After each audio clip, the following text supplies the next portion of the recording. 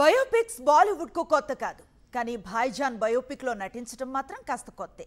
పైగా సల్మాన్ ఖాన్ ఈసారి తెలుగు యోధుడు కర్నల్ సంతోష్ బాబుగా నటించాలనుకోవటం మాత్రం ఇంకాస్త ఆసక్తిని కలిగించే విషయం.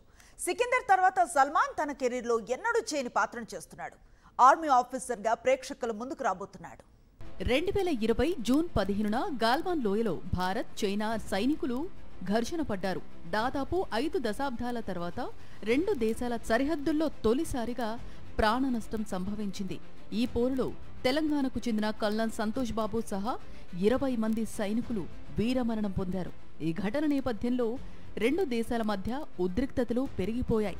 నాడు డ్రాగన్ దురాగతాన్ని ఎదురుస్తూ తెలుగు యోధుడు కల్నల్ సంతోష్ బాబు నేతృత్వంలోని భారత సైనికులు చూపిన తెగువ, చేసిన బలిదానాన్ని దేశం ఎన్నటికీ మరువలేదు. ఈ త్యాగం, ఈ తెగువ, ఈ ధీరత్వం, ఈ బలిదానం ఇప్పుడు వెండితెరకెక్కబోతోంది. Bollywood hero Salman Khan colonel Santosh బాబుగా నటించబోతున్నాడు. వచ్చే జూలై నుంచి షూటింగ్ ప్రారంభం కానుంది. సికిందర్ ఫ్లాప్ తర్వాత సల్మాన్ ఖాన్ చాలా కథలు విన్నాడు. అందులో భజరంగి భాయిజాన్ సీక్వెల్ కూడా ఉంది, కిక్ 2 కూడా ఉంది. కానీ ఎందుకో సల్మాన్ వాటన్నింటినీ పక్కన పెట్టి అపూర్వ లాకియా మేకింగ్ లో గాల్వన్ వ్యాలీ కాన్ఫ్లిక్ట్ లో నటించాలి అనుకుంటున్నాడట. సల్మాన్ ఖాన్ కెరీర్ లో ఇంతవరకు ఎప్పుడూ చేయని, కనిపించని పాత్ర ఇది. ఇందుకోసం ప్రత్యేకంగా ట్రైనింగ్ తీసుకోబోతున్నాడు.